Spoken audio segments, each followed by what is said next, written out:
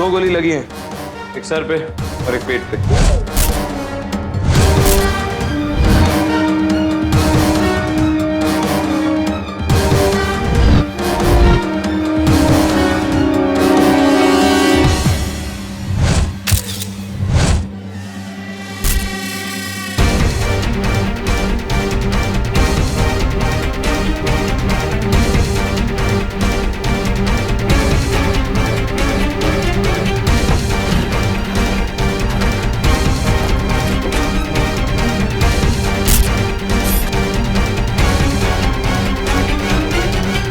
ये तो वही एनवेलप है जो मैंने आशीष के घर पे देखा था।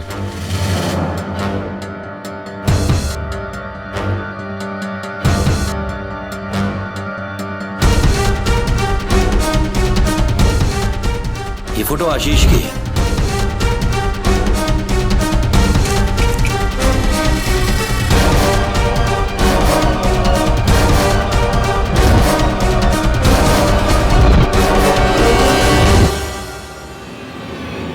और ये गहने तो आशीष की बीवी के हैं। जब आशीष के घर गया था तो उसके घर की दीवार पे एक तस्वीर थी जिसमें उसकी बीवी ने यही गहने पहने थे। उस सेट का हार तो यही है, लेकिन मांग टीका और झुमका नहीं। हो सकता है कि आशीष ने 31 तारीख को जो बेट खेली वो झुमका और मांग टीका बेच के जो पैसे मिले उसी से खेली।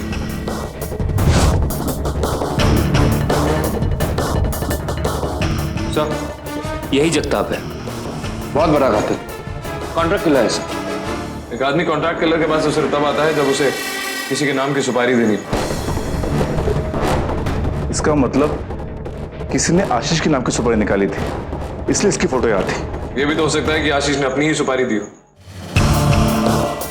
उसकी तस्वीर, उसकी बीवी के गहने, उसकी कॉल डिटेल्स, ये सब कोई इत्तेफाक नहीं हो सकता।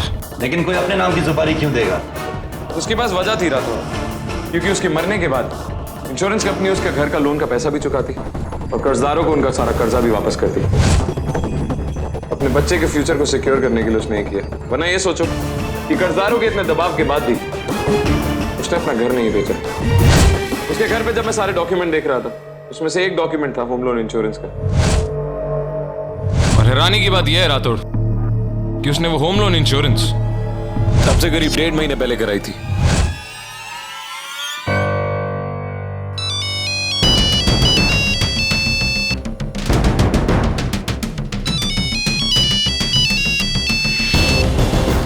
हेलो हेलो जगताप भाई, मैं बोल रहा हूँ आशीष खुराना। हाँ बोल। मैंने फोन करके अपनी सुपारी कैंसिल कर दी, तो आप मेरी जान के पीछे क्यों पड़े हुए हैं? आपके आदमी ने मेरे ऊपर हमला किया। उसके डर के मारे मैं घर भी नहीं जा पा रहा हूँ, यहीं छुप के बैठा हूँ। हाँ वो थोड़ा कंफ्यूजन हो गया था, फिर मैं बोल दिया अपने छोकरे लोगों से। अभी सब ठीक है, बिंदास घूम, घर जा अपने। हाँ हाँ ठीक है। अब वो रिलैक्स हो जाएगा और वो वहीं जाएगा जहां तुमने उसे जाने को कहा है, यानी अपने घर। रोहन बेटा। पापा कहाँ हैं आप? अरे बेटा मैं ठीक हूँ, तू ठीक है ना? देख मैं घर पे आ रहा हूँ, वहीं बात करते हैं। मैं आ रहा हूँ। पापा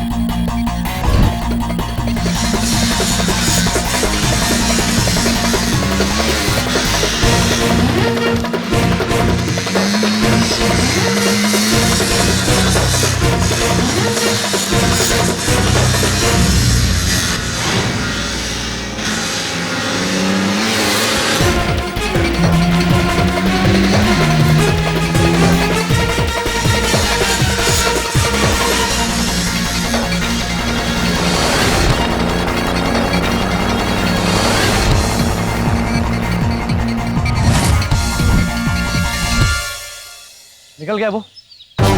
लेकिन तुम्हें पता कैसे चला कि वो आशीष के ऊपर गोली चलाने वाला है? जब गाड़ी चलाते हुए मेरी नजर उस पर पड़ी तो अपनी बाइक ठीक कर रहा था। लेकिन कोई भी आदमी अपनी बाइक ठीक करने से पहले अपना हेलमेट उतारता, लेकिन उसने अपना हेलमेट लगाया हुआ था। राइट। और उसने हेलमेट सिर्फ इसलिए लगाया था ताकि कोई उसे पहचान ना सके। ये एक गुनहगार की सबसे बड़ी पहचान। देखिए, मुझे कुछ नहीं मालूम, मैं किसी जगताप को नहीं जानता। लेकिन हम जानते हैं आशीष खुराना जिंदगी से हारा हुआ एक इंसान जो अपनी जिम्मेदारियों से मुंह छुपा के भागना चाहता था, कारोबार में फेल हो गया। उसके बाद वो जुए और बेटिंग से पैसे कमाने की सोचता है, लेकिन उसकी बुरी किस्मत तो देखो, वो उसमें भी फेल हो जाता है। उसके बाद नौबत इतनी बुरी हो जाती है कि उसे लोगों से पैसे उधार लेने पड़ते हैं। उसके बाद कर्जदारों का प्रेशर और सर पे घर का लोन। जब तुम्हें कुछ नहीं सूझा तो तुमने एक प्लान बनाया, खुद को मारने का। तुम्हारे मरने के बाद तुम्हारे इंश्योरेंस के पैसों से घर का लोन भी चुक जाएगा और कर्जदारों का पैसा भी। 31 तारीख की शाम को तुमने जगताप को फोन किया, उससे मिले और अपनी सुपारी दे दी। हाँ, मैंने अपनी सुपारी जगताप को दी थी। मैं जीते जी अपने बेटे के लिए कुछ नहीं कर पाया। तो सोचा कि मरते मरते भविष्य बना दो उसका। हाँ, मैंने जगताप भाई को अपनी सुपारी खुद दी थी।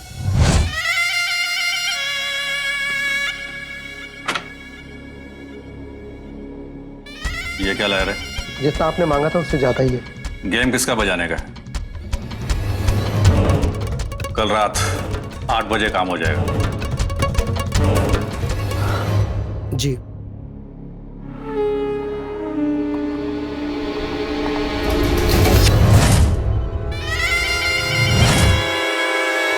मैं अपनी सुपारी देने के बाद सीधा मून होटल चला गया।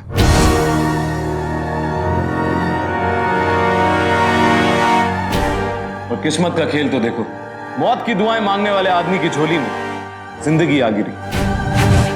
तुम उस दिन रेस में पूरे 2 करोड़ रुपए जीते। मैं बहुत खुश था। मुझे लगा मेरी सारी टेंशनें, सारी परेशानी खत्म हो गई। मैंने तभी जगताप भाई को फोन लगाया। देख, वो काम हो जाना चाहिए, समझ गए? निकलो।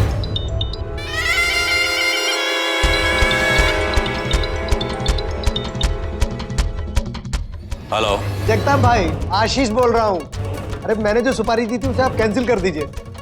देख, तेरी वो सुपारी तो कैंसिल हो सकती है, लेकिन तेरे वो दिए हुए गहने वापस नहीं हो सकते। मुझे गहने वापस चाहिए भी नहीं। अब तो मैं बस जीना चाहता हूँ अपने बेटे के लिए, अपने लिए। उसके बाद मैंने सोचा कि मैं अपना सारा कर्जा उतार देता हूँ। मैं जयंत भाई से मिला और उनके पैसे उनको दिए, और उसके बाद मैं शांतिलाल से मिलने की कोशिश की, लेकिन वो शहर से बाहर गए हुए थे। झिलमिल पब में मैं प्रमोद से मिला उनके सारे पैसे देने के लिए, लेकिन और वहां एक गोली चली जो थी तो तुम्हारे लिए, लेकिन मर गया प्रमोद।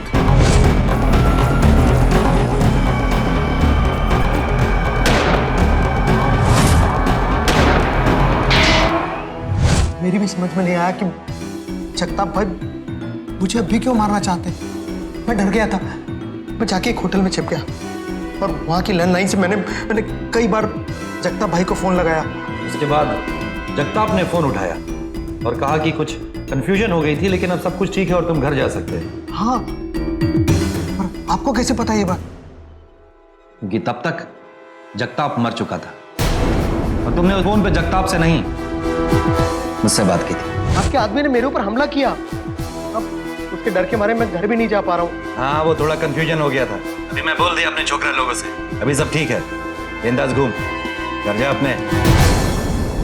ऐसा कोई है जो तुम्हारे पीछे अब भी पड़ा हुआ है, जो तुम्हें मारना चाहता है? लेकिन क्यों? क्या तुमने अपनी इस जैकपॉट में जीती हुई रकम के बारे में किसी को कुछ भी बताया? नहीं, यहां तक कि रोहन और काका तक को नहीं। मैं मानता हूं कि मैंने अपनी सुपारी देकर बहुत बड़ी गलती की और मैं उसकी सजा भुगतने के लिए भी तैयार हूं, लेकिन प्लीज मुझे बचा लीजिए। मैं जीना चाहता हूं अपने बेटे के लिए, उसके भविष्य के लिए। प्लीज मुझे बचा लीजिए। जब तक हम कातिल को पकड़ नहीं लेते तुम्हारी जान को खतरा है। इसलिए तुम घर पे नहीं किसी होटल या लॉज पे जाके रुको, और इस बारे में किसी को कुछ पता नहीं लगना चाहिए, वरना तुम्हारी जान को खतरा हो सकता है। मैं अपने बेटे से तो बात कर सकता हूँ, एटलीस्ट उसे तो बता सकता हूँ। नहीं, तुम किसी से कोई बात नहीं करोगे, हम तुम्हारे बेटे को खुद इन्फॉर्म कर देंगे।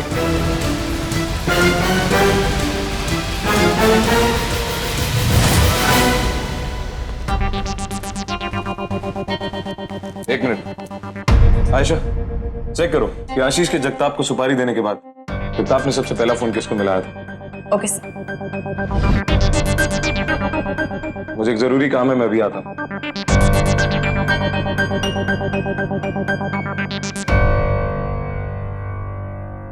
हेलो रोहन, मैं ATF से आयशा बोल रही हूँ। ऐसा कुछ पता चला डैड के बारे में? वो सेफ है, जहाँ पे भी है सेफ है, तुम फिक्र मत करो। आप जानते हैं वो कहाँ है? सुबह उन्होंने मुझे कॉल किया था कि वो घर आ रहे हैं, अभी तक आए नहीं। अब बताइए ना मुझे कहाँ है, बहुत चिंता हो रही है मुझे। देखो रोहन, इस वक्त मैं तुम्हें कुछ नहीं बता सकती, उनकी जान को खतरा है, so it's a secret. Actually उन्होंने खुद को मारने के लिए किसी को सुपारी दी थी, एंड दैट्स एन ऑफेंस। इसके लिए उन पर कोर्ट केस भी चलेगा। आई एम रियली सॉरी, पर इस वक्त मैं तुम्हारी कोई मदद नहीं कर सकती। क्या कह रही हैं आप? खुद को मरवाने की सुपारी? इसमें जरूर कोई ना कोई बात है। आप प्लीज पता करिए ना कहाँ पे है वो, मुझे बहुत चिंता हो रही है। Look Rohan, I understand. मैं समझ सकती हूँ कि किसी की जिंदगी में एक पिता की क्या अहमियत होती है।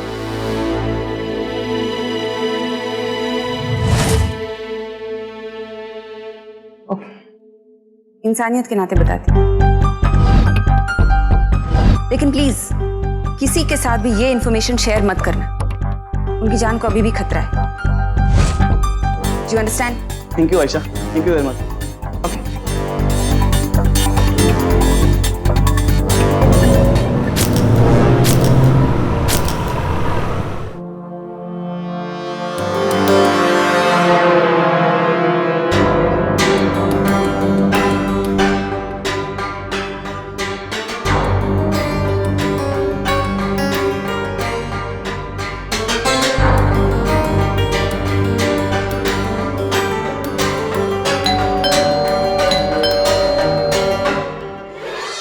कौन? चाय सर।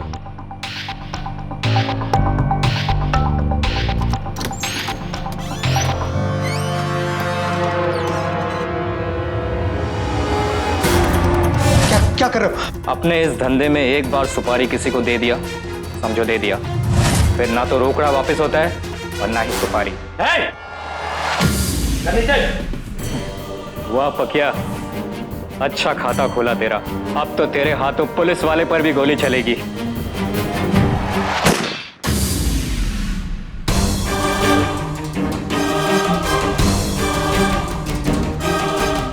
तेरे बंदूक से खेलने के शौक को मैं जेल में पूरा करूंगा। वहां बहुत सारे खिलौने रखे हैं मैंने तेरे लिए।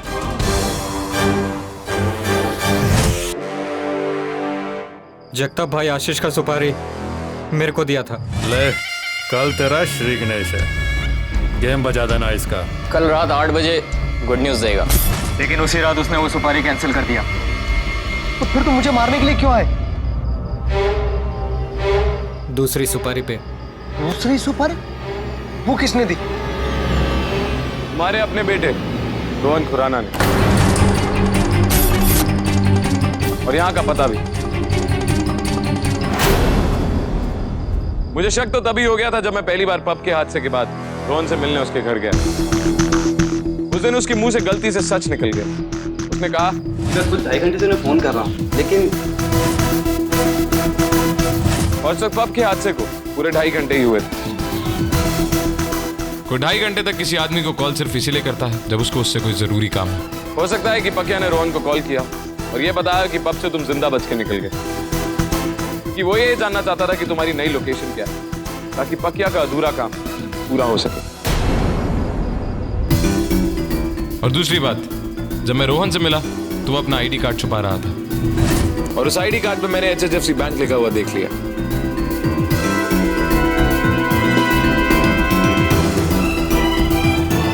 उसके बाद मैं बैंक गया, मुझे एक जरूरी काम है, मैं भी आता हूं।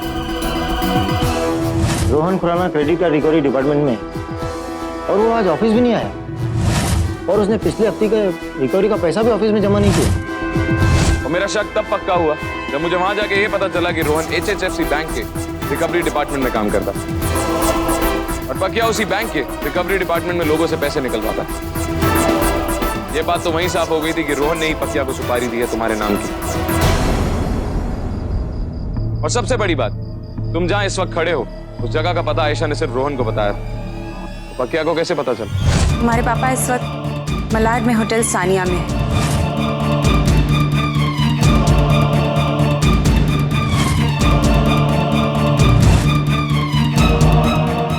पकिया को बताने वाला और कोई नहीं, तुम्हारा अपना बेटा रोहन। पकिया वो इस वक्त साइना होटल में है, मैं भी वही जा रहा हूँ। सुन, इस बार निशाना चूकना नहीं चाहिए।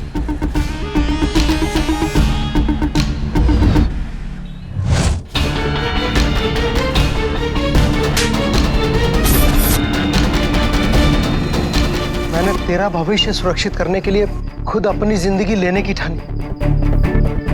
तूने मुझे मारने की कोशिश की, अपने बाप को। वाह बेटा वाह। अरे तुम्हारे जैसे जुआरी बाप कहलाने के लायक ही नहीं है। परसों रात जब मैं थोड़ी देर के लिए घर आया तो तुम्हारे कमरे में गया।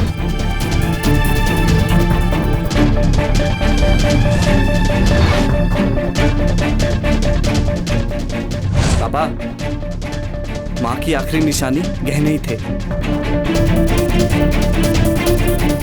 उसे भी आपने।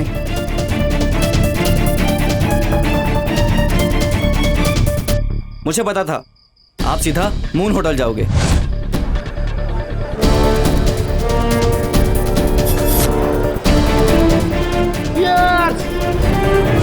जगताप भाई, आशीष बोल रहा हूँ। अरे मैंने जो सुपारी दी थी उसे आप कैंसिल कर दीजिए। तभी मुझे पकिया का फोन आया, उसने मुझे मिलने बुलाया। बोल पकिया, क्यों बुलाया मुझे? अपन तुमको जानता है इसीलिए बता रहे हैं। मेरे बाप की सुपारी आई ली अपन के पास। क्या? टेंशन मत ले, क्योंकि वो सुपारी कैंसिल हो गई। वो सुपारी कैंसिल नहीं हुई है, तुम ही मेरे बाप को मारोगे। इस बार मैं तुम्हें दूसरी सुपारी देता हूँ, इस बार कैंसिल नहीं होगी, समझा? और वैसे भी सर, इन्होंने मैं बर्बादी की सिवा दिया ही क्या है? यहाँ तक कि वो पैसे जिससे मेरी माँ का ऑपरेशन होना था, उसे भी ये जुए में हार गए। और कोई भरोसा नहीं था सर, जीते हुए 2 करोड़ रुपए ये जुए में नहीं हारते। उसी दिन मैंने डिसाइड कर लिया था, ना ये जिंदा रहेंगे ना ही जुआ खेलेंगे। और इसलिए दूसरी सुपारी पकिया को मैंने दी थी। और रिकवरीज का वो पैसा जो तुमने बैंक को देना था, तुमने पकिया को दे दी। लेकिन खेल अभी बाकी था। इस सुपारी किलिंग की दुनिया बहुत छोटी होती है और किसी तरीके से जगताप को पता चल गया कि पकिया उसकी मर्जी के खिलाफ आशीष को मारने के लिए निकला है। मेरे को बुलाया भाई। क्या रे, बहुत बड़ा आदमी बन गया तू। मुझसे पूछे बिना ही आशीष खुराना की सुपारी ले ली तूने? उसके बेटे ने खुद आकर दी है सुपारी भाई, अपन तो तुमको बताने वाला था। अबे इस धंधे में दूध पीता बच्चा है तू। 100 से ज्यादा लोगों को टपकाया मैंने। और तेरा तो अभी खाता ही नहीं खुला साले, और तूने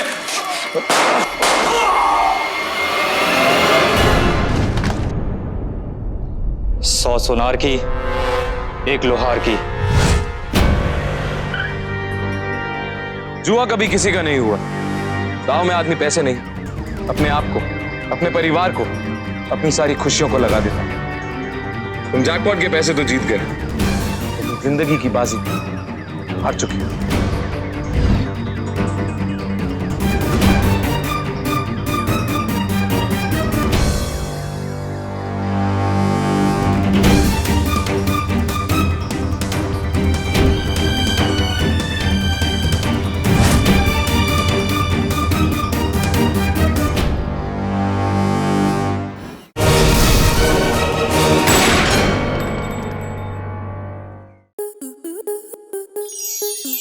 प्लस के ऐसे ही और बेहतरीन लम्हे देखने के लिए सब्सक्राइब करें हमारे YouTube चैनल को।